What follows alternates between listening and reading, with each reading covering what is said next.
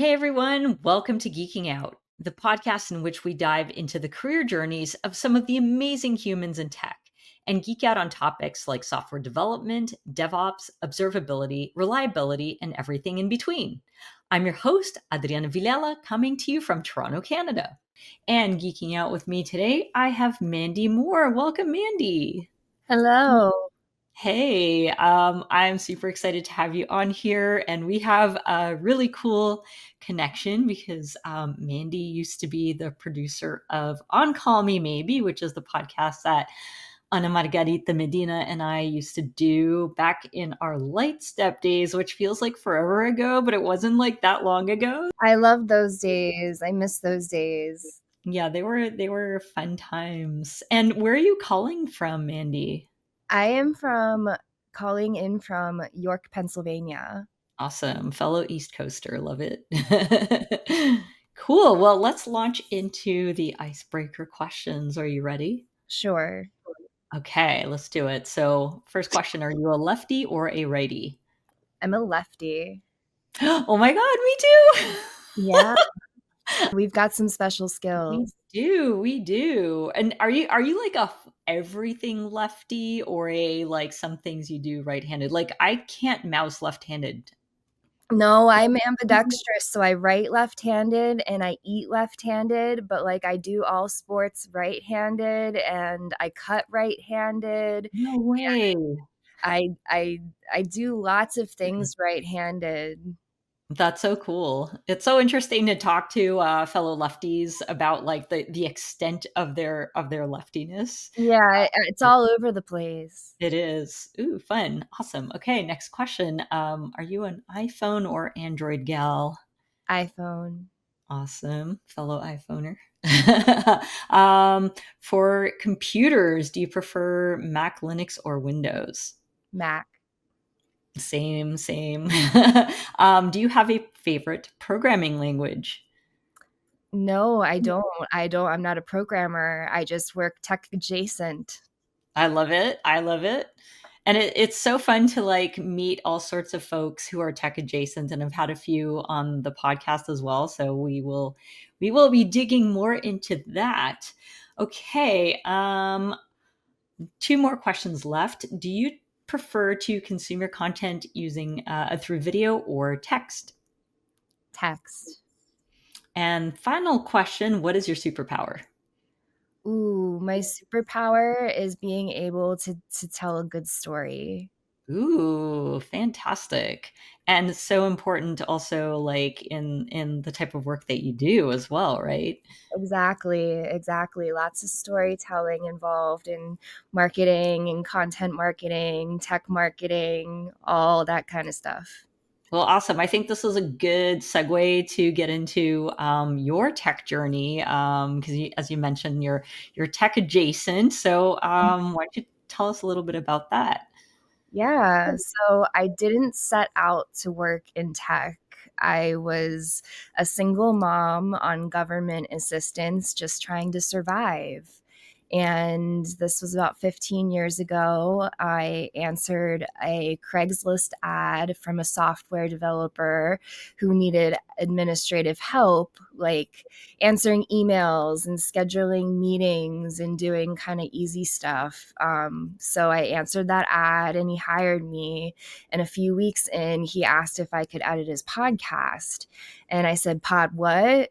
I had no idea what a podcast even was, but I know that I needed, the money and the work. So I spent a weekend, heads down, figuring it out, playing with it in a free software, open source software called Audacity. And from there, I did such a solid job that he started just sending me referrals. And within a year, I went from food stamps to running a freelance business. So that one scrappy yes, turned into a 15-year career in digital marketing, podcast production, and content strategy, mostly in the tech and software space. So I've edited over 10,000 I've edited over 10,000 hours of audio, launched and grown shows, built social strategies, and worked with dev teams, founders, and creators around the world. And I did it all while learning on the job, saying yes before I was ready, and never letting anyone else define what I was capable of. That is so amazing. And I love the whole, like your whole journey is incredible. And, it's cool because I feel like that's the kind of mindset that you need in software engineering, is like being willing to learn, being able to learn quickly. So that's so awesome. And Yeah. I think like another thing that you mentioned, which I really love, is that you, even though you didn't have the skills, you said yes to it, and you gave yourself the skills, which, I've talked to so many women in tech who are like, oh, I don't want to apply for this job because I need more time to build up my skills, and I don't think I have enough skills. And you're like, nope, I bet on myself, I'm doing this. Yeah. No, at first I didn't even realize I was building a career. I was just following the work. I kept saying yes to new challenges, managing social, writing blog posts, building content calendars, learning SEO, editing more podcasts, Like every client taught me something new. And eventually I realized that I wasn't just surviving anymore, that I was actually just really good at this. Hmm. And over time, I carved out a niche working mostly with tech companies and dev focused brands. So I loved it because it blended creativity with systems. I could help founders find their voice and launch podcasts that actually connected, and create strategies that weren't just performative, but real and Yeah. human. That's great. That's great. And for the work that you've done on various podcasts, what have you seen as like the secret sauce to a successful podcast? The secret sauce to a successful podcast, I really think it comes from being able to, have consistency and consistency in showing up, releasing on schedule, and keeping the quality high, and having and connection and knowing who you're talking to and why they should care. People think they need to be flashy or go viral, but the truth is, like, if you can speak directly to your niche, like you're in their head, they'll come back. That's what builds trust. That's what builds community. And here's what most people overlook. The work doesn't end when you hit publish. You've got to market the episode and slice it up and share it and quote it and turn it into social, blogs, emails, whatever helps the content live longer than the 45 minutes in somebody's podcast app.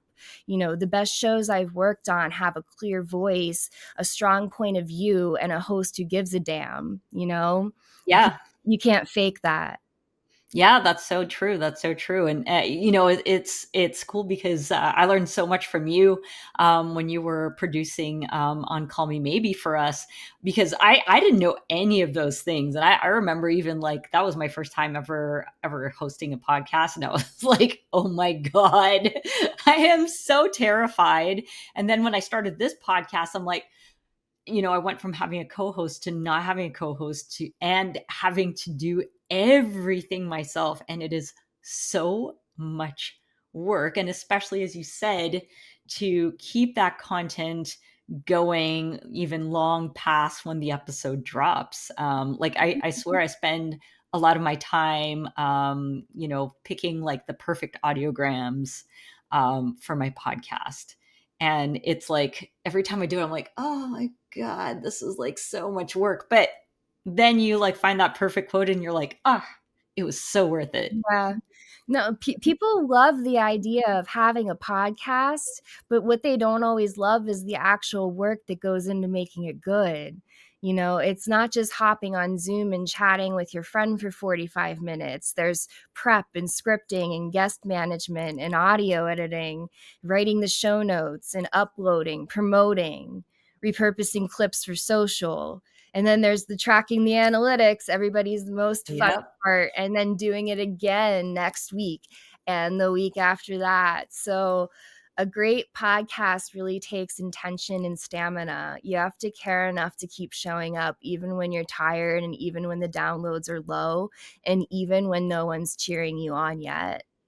Yeah, that's so true. That's so true. And I think being mindful of like, putting in the effort for the show notes, putting in the effort for transcription. That's another thing that I learned from you. Like you always provided us with transcripts for On Call Me Maybe. And again, it's like such a tedious process to like, and even with tools at our disposal, like I use the Adobe suite for the transcription of my podcast now. And it's like, it does a decent job, but I have to make sure it's not spewing shit. So Yeah. it's like I have to go through and I'm like replaying the whole thing as I'm going. And like for me, the podcasts that you've worked with, have they been mostly audio or have you done a combination of audio and video? I've done both. I do mostly audio podcasts, but on occasion I do video as well. And how have you found the difference in editing the audio podcasts versus the video, the ones that are like video and audio?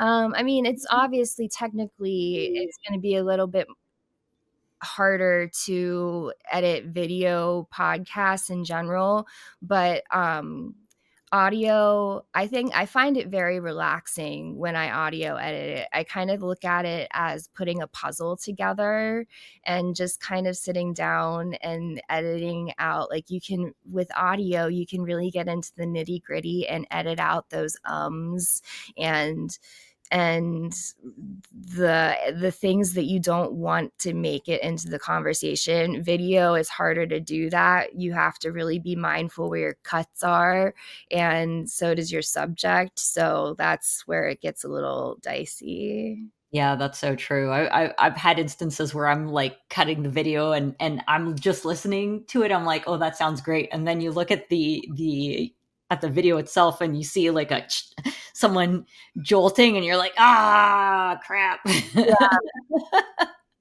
So yeah, definitely have to be mindful of those things. Now switching gears a little bit because you mentioned that you do a lot of like community building work. Mhm. So you said like your tech journey started off with the podcast editing. How did you move into like the community building stuff? Yeah, so when I started doing the podcasting work, I got into community when the developer wanted, started to have fans of the shows. So you need a place for those fans to kind of talk and interact. So those kind of became Slack communities or Discord communities and stuff like that. So um, for me, podcasting, it isn't just about content, it's also community building. So the best shows don't just inform people, they make people feel seen. When a listener hears a host ask the exact question they've been wondering, or when a guest shares something that hits a nerve, that creates a bond. And if you keep showing up with that same level of honesty and value, you're not just building an audience, you're building a community. And that doesn't stop at the mic. So Hmm. community is built in comments and in DMs and in the way you repurpose episodes into content that invites conversation. I've worked with shows where the podcast was just the entry point. What really grew the brand was what happened after the episode, the discussions, the emails, the real relationships. Oh wow, that's so cool. So how how do you manage those conversations like when you're building out the community? Are you there as a moderator? Do you like make comments as well? Like how how does that work? Um, When you're building a community, especially one that invites vulnerability or depth, you have to lead with clarity and care. So you're not just starting conversations, you're holding space for people. And that means managing tone, expectations, and boundaries. And I always say, set the vibe first. What kind of space is this? What's okay here and what's not? People respond to structure that feels safe, not restrictive. So I try to model the kind of communication that I want to see, and that's raw and real and honest and respectful. And if things veer off course, we don't avoid it, we just address it head on, but with compassion. Community management isn't just deleting comments, it's stewarding energy. It's knowing when to step in, when to stay back, and when to remind folks, we're here to connect, not perform. So the biggest thing I've learned is people don't need you to have all the answers. They just need to know that you're listening and that you care. Yeah, that's so important. And I think, having a place where people can be vulnerable and not have like retaliation against them for being vulnerable, like providing a safe space Mm-hmm. um, for people to coexist, I think is so important. Especially like, the interwebs are so rife with toxicity these days. So being able to provide that is so important. Absolutely. Now, let's talk a little bit about social media marketing because I find it's so interesting to like writing social media copy versus like writing a blog post is such a different beast. Can you talk a little bit about like what goes into writing social media copy and even like making thoughtful decisions based on the social media platform that you're posting on as well?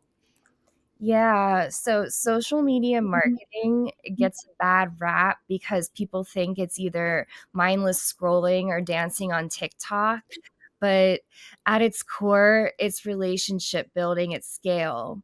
So good social isn't about going viral, it's about showing up consistently with something real to say.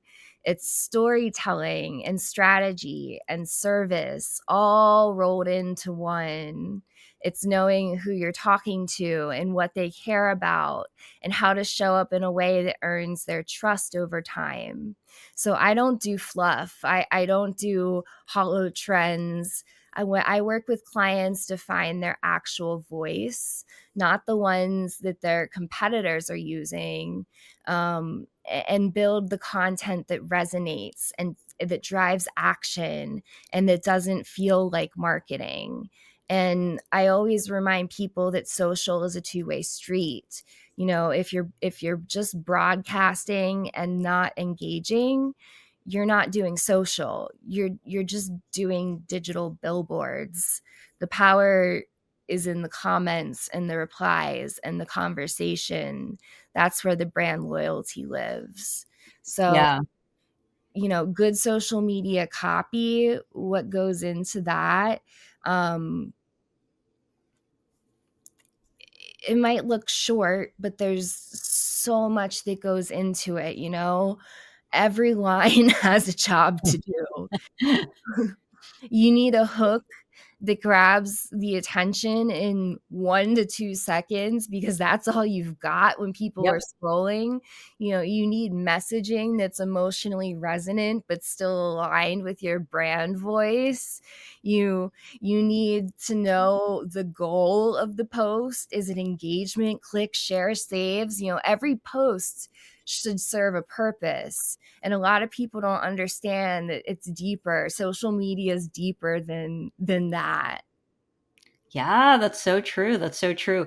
And it's interesting that you mentioned too on the, you need an attention grabber because I've found like, like LinkedIn, for example, you can post long ass posts, right?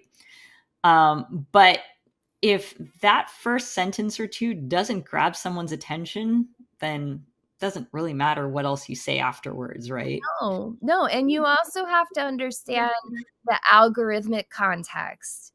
You know, what works on LinkedIn doesn't work on Instagram, and what works in a caption doesn't always work in a carousel. You know, platform fluency also matters. Hmm. You know, the best copy sounds human.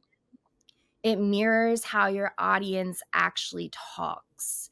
You know, Yeah.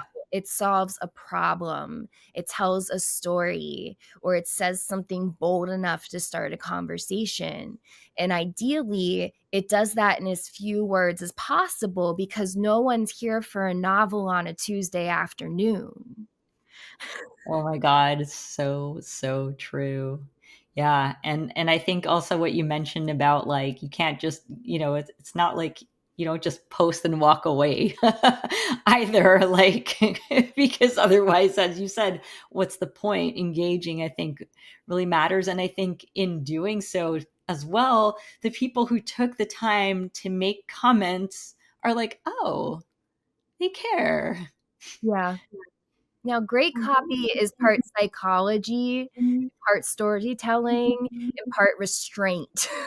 Oh yeah, that's so You have to true. feel what your audience needs and then deliver it in scroll stopping, crystal clearness. Yeah, that's true. That's true. Yeah, I often find myself like rereading my social copy because at first something might sound like it makes sense in your head, and then you're rereading it and you're like, oh, but people probably don't have the context that I have in my head, so I need to clarify, otherwise they'll misunderstand.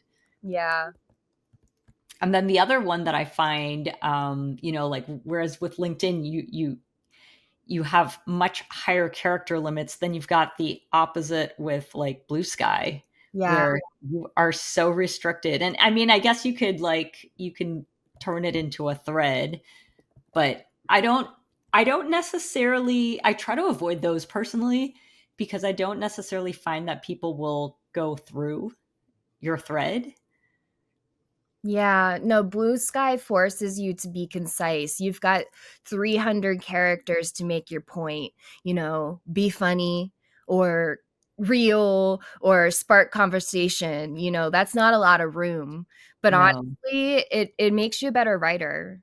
It's true. It's true. Yeah, it has definitely forced me to be more concise. And the other thing, I don't know how you feel about this, but like I've tried using AI to help me write copy for my social posts for my podcast. Mhm.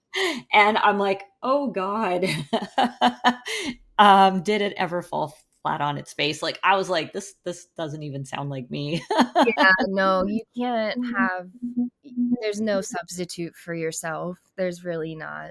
There, yeah, I agree, and that's why I think there was even there was a post that you did recently on LinkedIn. I think talking about like having a genuine voice, and I think I'll try to like pull up the post for the show notes, but I replied how like this is why you can't use AI to write blog posts. There's something like for me, for like my writing, when I write my blog posts, it's so colloquial, so like relaxed that there's no fucking AI in the world, I think, that could emulate that. Hey, maybe I'm wrong. Maybe someday there's going to be an AI that can emulate my writing voice, but I feel like this is what I bring when I write, and I'm hoping that there won't be an AI that will take that from me.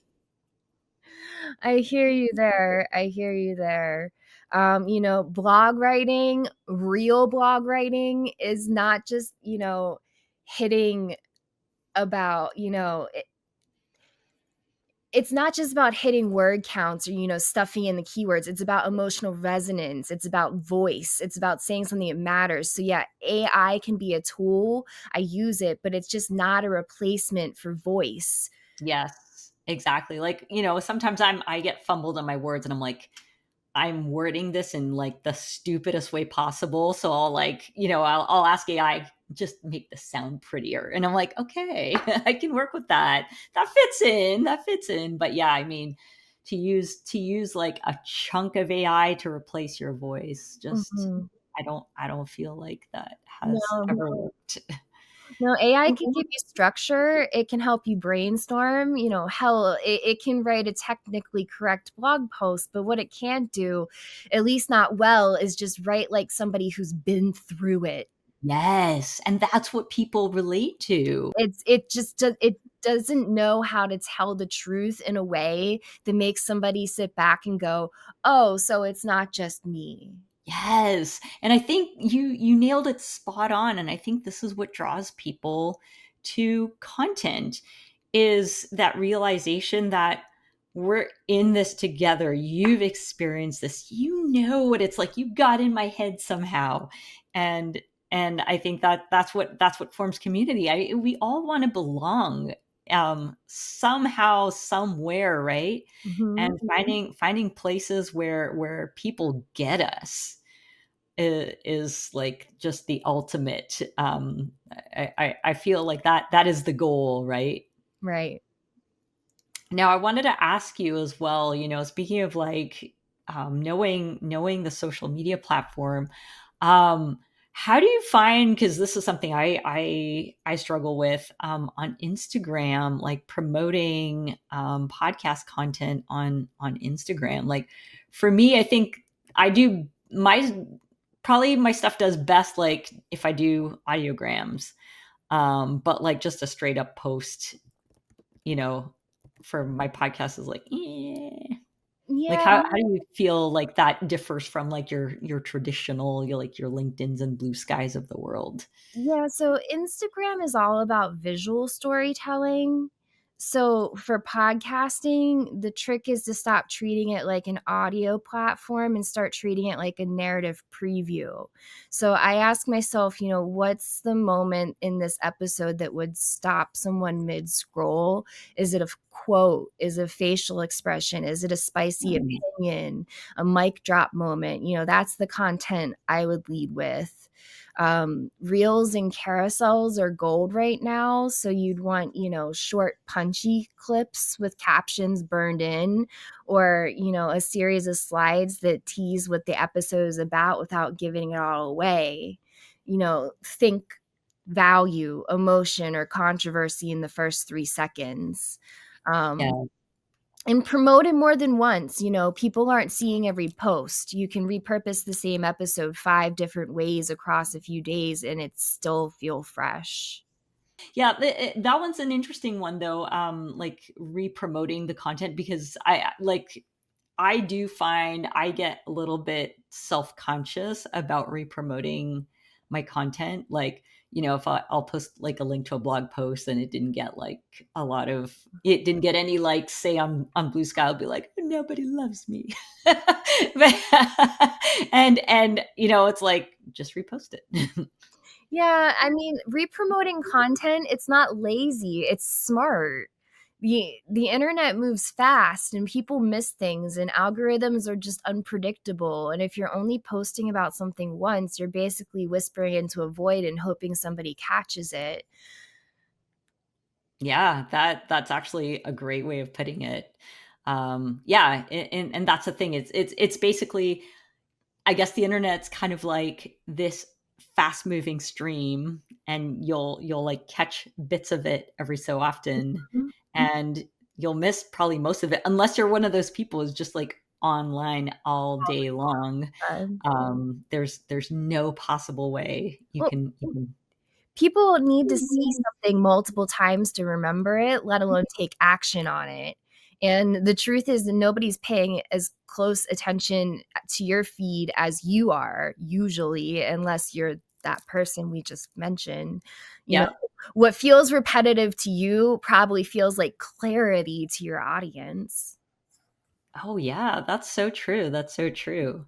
And all of this stuff underscores why it's important to have, people like you out there who specialize in doing this type of work, because it is it is a full-time job. It is a lot of work to like keep that keep that momentum going, to be mindful and thoughtful of what you're going to post, to remember to just keep reposting, to write to do the platform specific content as well. Like Yeah. it's a lot of stuff. It's a lot of stuff. If anyone ever thought that this was fluff work, it is not. It is a lot of work. Sometimes I think in some ways, like it's more effort to write social copy than it is to write a full-fledged blog post.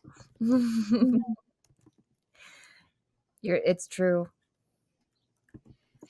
Now, I wanted to switch gears a little bit and talk about like you're a mom, and I feel like we don't have enough conversations about like working women, let alone working women in tech. Um, how do you approach being like a working mom in tech? What have you found have been like, roadblocks, barriers that you've had to get past? Yeah. So it means constantly navigating systems that weren't built for people like me.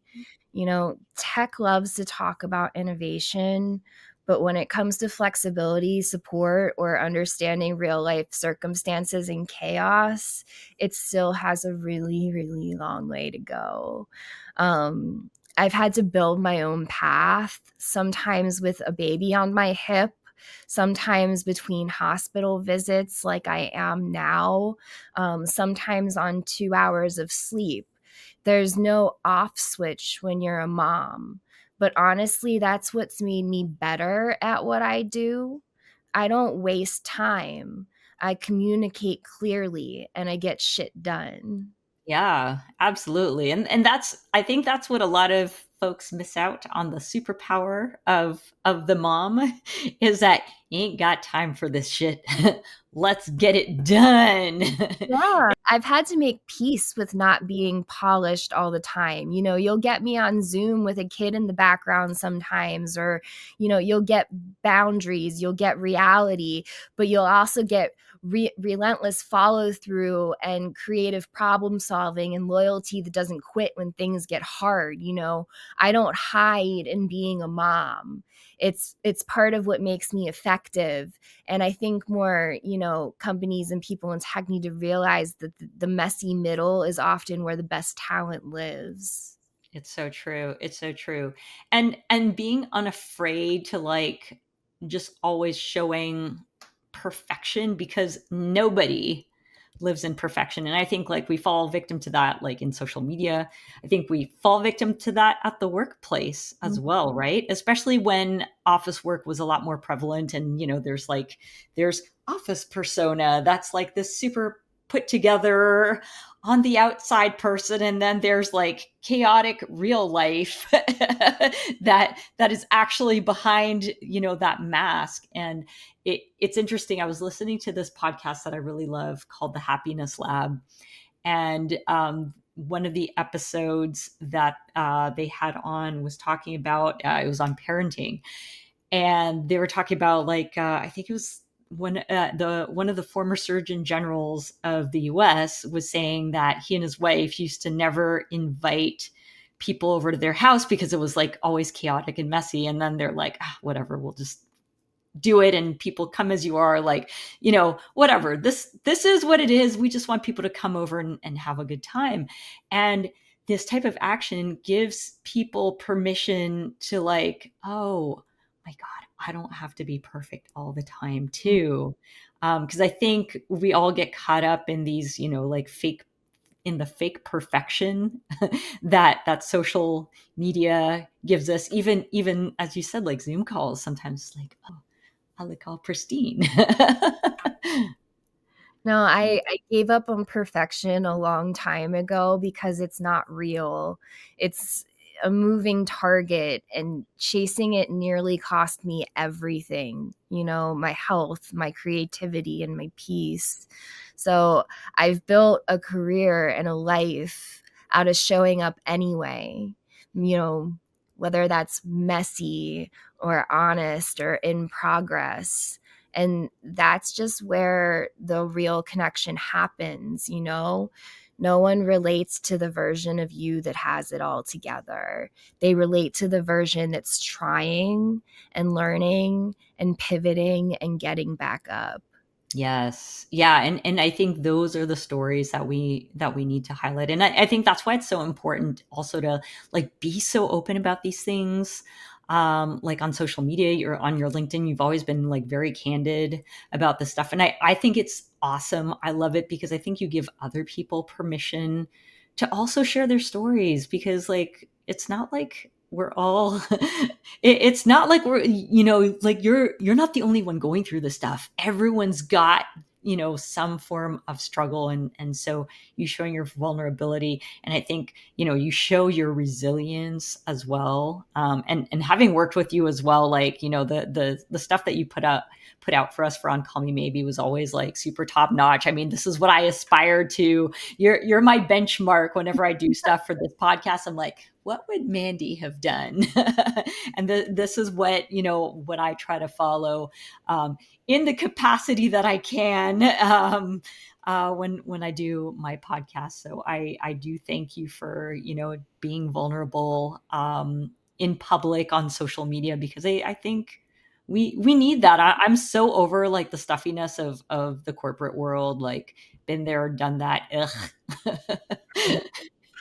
We just need more. We need more candor that like the candor that you bring. So thank you. Thank you. That whole mindset of not chasing perfection is exactly why I created my own blog, and I put it out there and I put it on LinkedIn to my professional following. I spent so many years trying to hold it all together, to be the perfect mom, to be the perfect employee, to be the perfect version of myself, and it damn near broke me. So I Yeah. started writing, not to perform, but to process and to tell the truth about recovery and trauma and motherhood, career pivots, all of it.